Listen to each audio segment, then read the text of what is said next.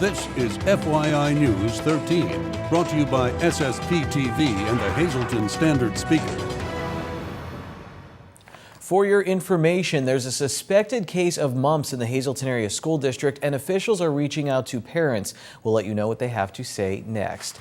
Welcome to FYI on SSPTV. I'm Ken Cara. The Hazleton Area School District held a news conference this morning. The purpose was to announce that a suspected case of mumps has been identified in a student at the Drums Elementary Middle School.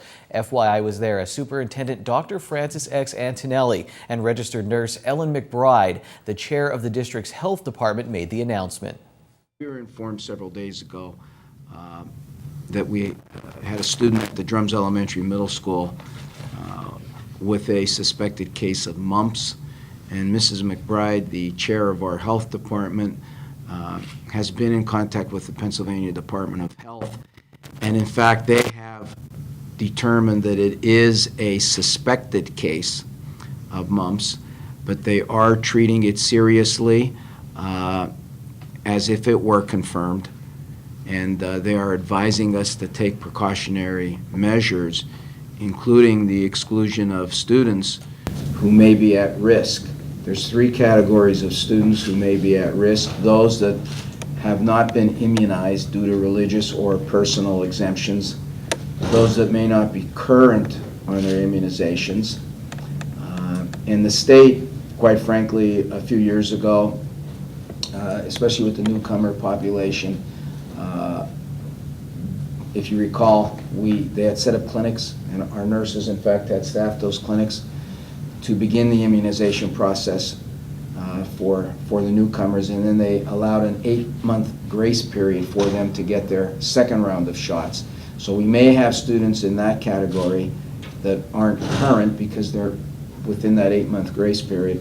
And then the third category would be students that are immune compromised, for instance, a student who unfortunately may be receiving chemotherapy. So students that fall into one of those three categories, we are being advised very clearly by the Pennsylvania Department of Health to advise those parents to keep their children out of school for a period of 26 days from the onset, which occurred on October 15th. And basically, if you do your math, again, if they fall into one of those three categories, they won't be allowed back into school until November the 11th. Antonelli says that teachers will keep their web pages up to date and provide assignments and activities so students affected by the situation will remain current in their studies. The district received the news last night.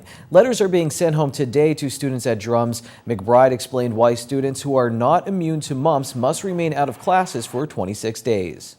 Now, the reason for the long period of time is the incubation period for mumps is long. It can go, the average is 16 to 18 days, but the Department of Health and CDC says it can go as low as 12, but it can go as high as 25. So when this child was exposed, came into school and exposed other students, it was on the 15th that he had symptoms. Diagnosed on Saturday, not diagnosed, blood work done on Saturday up at the at a local hospital, and then we had to wait for the blood work and everything to come back. So it was never our call until we got that call from the Department of Health. There are 860 students who attend the Drum School. The district did not have an exact figure on the number of students who are not immune to the disease. Meanwhile, the symptoms for mumps include: They can have headache, fever, fatigue, loss of appetite, and then one of the last things will be the swelling underneath from in front of the ear or even behind the ear on both sides. Can be on one side, it doesn't have to be on both. Some students will not even show the salivary glands inflamed. Some students can go with only mild symptoms. So it's one of those things that you cannot show symptoms, show very little symptoms, or go the full realm of symptoms. But it's that's why we want to take everybody out that can be exposed, so that we know that they're out of that window of the incubation period and of the period to be contagious for it. Antonelli says that information on mumps will be posted on the website for Drums Elementary Middle School and for the Hazelton Area School District. FYI taped the entire news conference, and you can see it in its entirety on our Facebook page, along with a copy of the letter being sent home to students at the Drums School. Now major news out of Major League Baseball. Joe Maddon exercised his opt-out clause in his contract and is no longer with the Tampa Bay Rays. Maddon's contract was set to expire after the 2015 season. Rays owner Stuart Sternberg says the club aggressively and diligently tried to sign Maddon to an extension before he made his decision. That information comes from an article on the Rays website. Maddon spent 9 seasons as the Rays manager in St. Petersburg, winning the American League East twice and the American League Championship once. Recently, the Rays' longtime general manager Andrew Friedman left the team for the Los Angeles Dodgers. A Commonwealth Court panel has upheld the rejection of a special exception for a cargo airport proposed for our area. On Thursday, the panel upheld an earlier decision by Judge James P. Goodman. Judge Goodman determined that Gladstone Partners LLC of Pittsburgh did not satisfy the necessary conditions for a special exemption. Gladstone is looking to develop an airport in an area that includes parts of East Union and Klein Townships in Schuylkill County and parts of Hazel Township in Luzerne County. Residents have voiced concerns over noise, traffic, and property values in the area. Gladstone has said the project would create jobs in the area. Some safety improvements are coming to one intersection in the borough of Freeland. State Representative Tara Toohill and Senator John Udechak announced today that the borough will receive $125,000 to upgrade the traffic signal at the intersection of South and Center Streets in Freeland. The funding will pay for a new controller, LED traffic and pedestrian signals, pedestrian push buttons, and traffic volume detection and technology that improves traffic flow for emergency responders. Representative Toohill says that Freeland is a very pedestrian-friendly community and that this should greatly improve safety at a busy intersection for those on foot. The local grant was included in nearly $6.6 million in PennDOT's automated red light enforcement program that will be distributed to 37 municipalities statewide to fund 41 safety projects. And tonight, a special programming note to tell you about. 3 state lawmakers will appear on the latest episode of the Sam LaSan Show. State Representatives Tara Toohill, Jerry Knowles, and Mike Tobash join Sam to discuss the latest issues before the state legislature. The thing that sticks out like a sore thumb is the massive amount of pension debt that we've got right now in our public pension systems. We're underfunded by about $50 billion. $50 billion of debt within these systems is going to cause the employer contribution, which is owed by the taxpayers, to increase rapidly over the next couple of years and stay at a level that is just unrealistic. It's unsustainable. So here's the situation. Right now, our pension obligation, within these programs will be increasing by the year 2018, 2019 by about $3.2 billion. We got less than a $30 billion budget. The pension contribution, the employer contribution, is going to go up by more than 10% of that number within these next 4 years. And you know where it falls? It falls on the taxpayer. And really, a big chunk of this is for our school districts. So it's going to fall on the property taxpayer. Our schools are funded 53% from the state, 46% from property taxpayers. So just do the math. A major part of this pension problem is going to be a property taxpayer problem, and we've got to get a grip on it. On the show. Don't miss this informative Sam LaSan Show tonight at 9:30 p.m. and tomorrow at 11:30 a.m., 4:30 p.m., and 11:30 p.m. You can also view it on our website, SSPTV.com, or find a link on our Facebook page.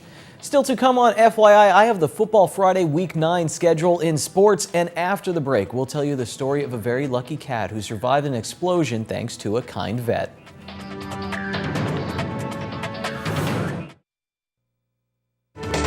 This is FYI News 13, brought to you by SSPTV and the Hazelton Standard Speaker.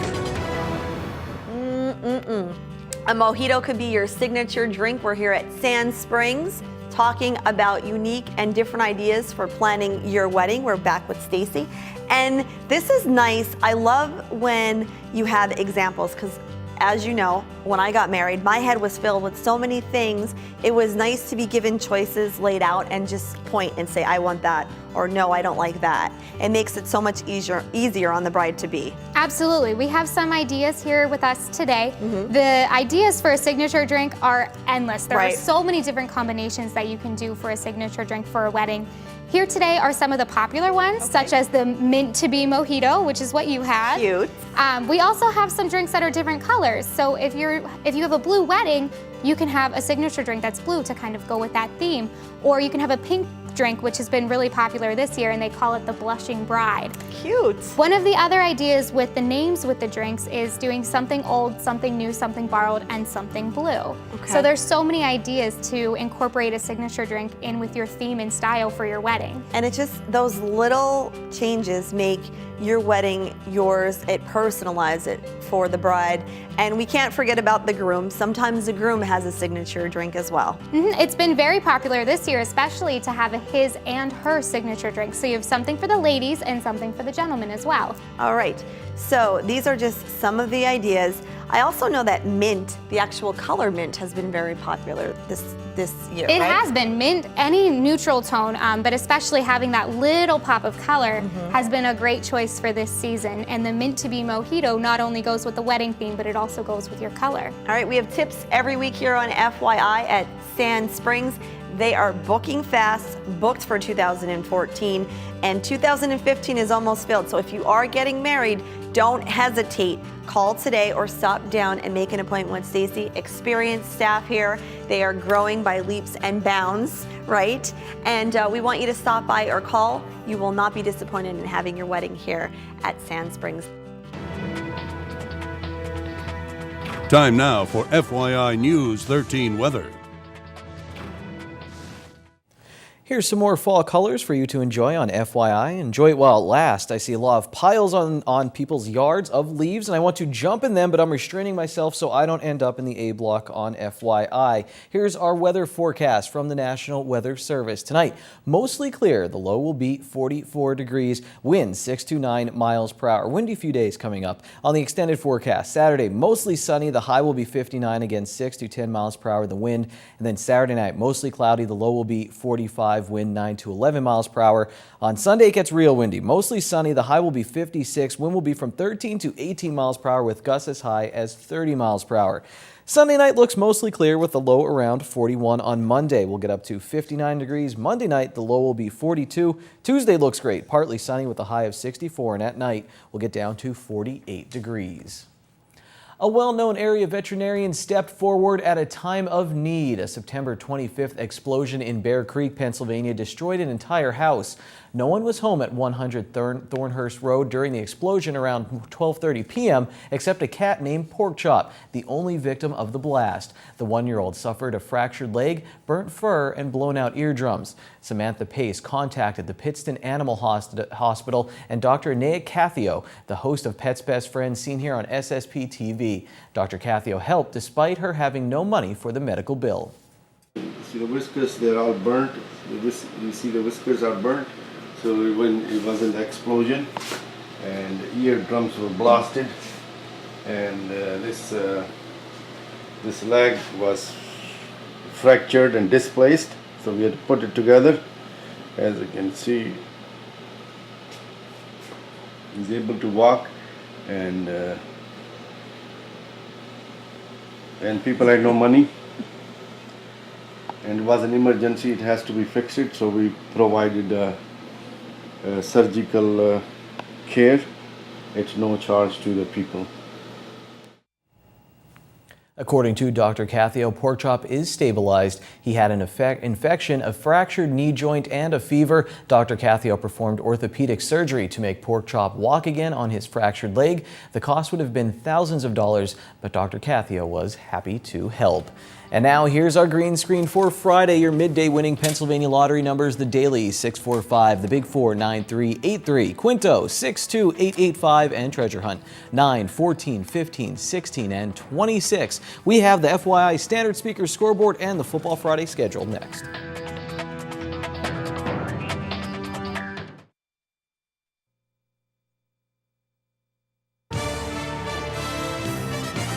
This is FYI News 13 Sports.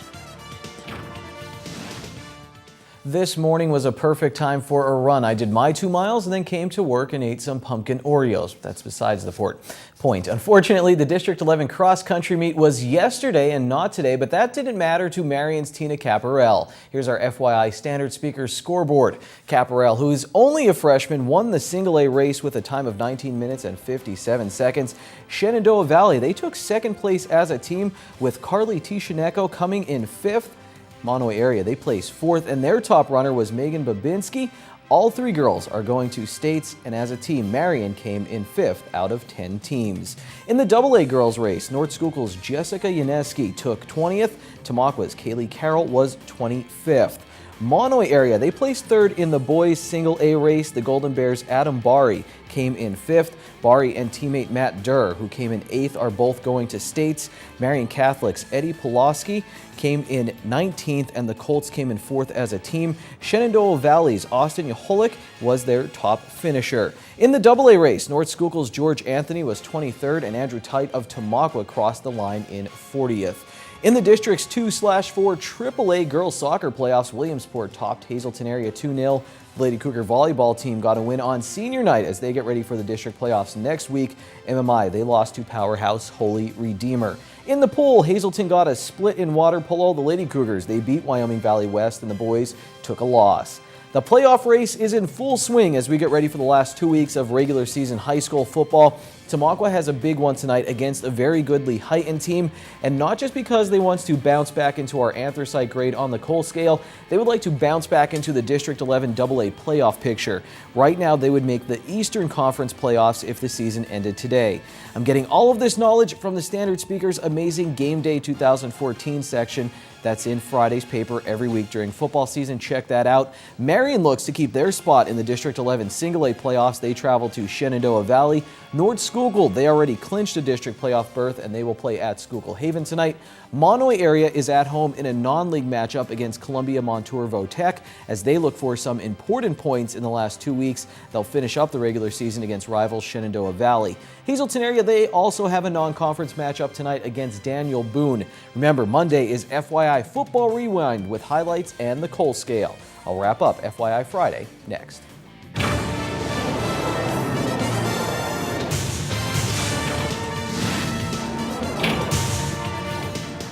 The World Series continues tonight in San Francisco. Hi, everybody. On this 24th day of October, Game 3 is tonight with the Giants and Royals tied at 1 game apiece. Hazelton area is at Daniel Boone, and Marion Catholic is at winless Shenandoah Valley. Let us wrap up this past week. Hazelton area lost to Wyoming Valley West 56-20. It was the 5th game that ended under the mercy rule this season. Certainly a record. However, actually, the Cougars scored first. Zach Sikowski ran for 90 yards and 1 touchdown. Wyoming Valley West threw for 349 yards and 4 TDs in 2.5 quarters on Hazelton's pass defense, which is presently non-existent, and there's no way of sugarcoating that. The Cougars are 1-7 and Spartan 6-2. Marion got by Mon area 21-14. The Golden Bears led 14-0 for the 2nd week in a row before losing. KJ Snur ran a kickoff back 91 yards for the Colts and added his 2nd score shortly after. He also rushed for 150 yards. The Colts are 5-3. Other scores of local interest: Crestwood destroyed Dallas 49-10. Blue Mountain tumbled Tamaqua 14-6. Berwick pummeled Pittston 43-0. And North Schuylkill did exactly the same to Jim Thorpe 43-0. Coughlin Wallop, Wyoming area 42-7. Daniel Boone, the Cougars' opponent tonight, did better than that by petrifying Pottsville 49-7, and the highest scoring team in the state out of the West, DuBois beat Franklin 77-21, and the most impressive showing in college football last Saturday had to be Alabama's 59-0 win over number 21 Texas A&M. Notre Dame lost to Florida State in Tallahassee 31-27 on a homer call with 13 seconds left that nullified an apparent winning touchdown. Mother of God! What else? Peyton Manning of the Broncos threw his 509th career touchdown in a blowout over the 49ers, passing Brett Favre's 508. The Jacksonville Jaguars won their first game of the season over the Cleveland Browns. The Hazelton area boys copped their second District 2 cross-country championship in the last 3 years. Congrats to them. And to Tina Caprell, who won the District 11 championship yesterday, a freshman. 2 big games tomorrow. Ohio State at Penn State and Michigan State. Notre Dame is off. And finally, with all the hoopla about Harmon Geist's 75th anniversary, I have been asked repeatedly, when was the grandstand removed? The grandstand was condemned over 11 years before it was raised. And when was that? I almost forgot about this, but thanks to the late Freddie Marcicano, who was on a stadium assignment when he worked with the school district, he saved a piece of local history that I found last night in the Marcadium. The grandstand was demolished and removed during May of 1990, 24 and a half years ago. This is the only surviving remnant of that historic piece of real estate. Thank you, Fred, and thank you for watching CM Money. Till then, be a good sport and stay loose. Be happy, it's Friday, and go to Bottlenecks for half-price happy hour starting at 6 p.m. They have live music and half-price appetizers. Good evening, everyone, and here's tonight's Talk of the Town report. First tonight, the Greater Shenandoah Area Historical Society will be hosting a rummage sale at its Main Street headquarters from 8 a.m. to 1 p.m. on November 1st. We'll be featuring clothes, books, and shoes at $1 per bag. For more information, please call 570-462-2060. And finally, there will be a tribute to Frank Sinatra at the Mock Chunk Opera House. Old Blue Eyes is back, Saturday, October 25th. This special performance, It Was a Very Good Year, is a musical journey about the life and times of the late Frank Sinatra, starring Tony Sands as the voice. For more information, please call 570-325-0249 or check out mcohjt.com. That's tonight's Talk of the Town. News 13 would like to send sincere condolences to the family and friends of these recently departed. Arlene H. Ferry of West Hazelton. Arrangements will be announced by the Turnbach Funeral Home. Russell E. Neal Sr. of Lehighton. Funeral is Monday at 11 a.m. at the Skyview Memorial Park. Friends may call Monday from 10:30 to 11 a.m. Arrangements are under the direction of the Campton Funeral Home. John H. Schaefer of Hazelton. Services will be held at the convenience of the family and under the direction of the Belt Petrilli Funeral Home. Generose J. Russo, formerly of Claire's. Mass is Wednesday at 9 a.m. at St. Paul the Apostle Church in Annville. The Damiano Funeral Home is in charge of arrangements. And Adeline L. Sigilia, formerly of Hazelton. Arrangements will be announced by the Firo Funeral Home.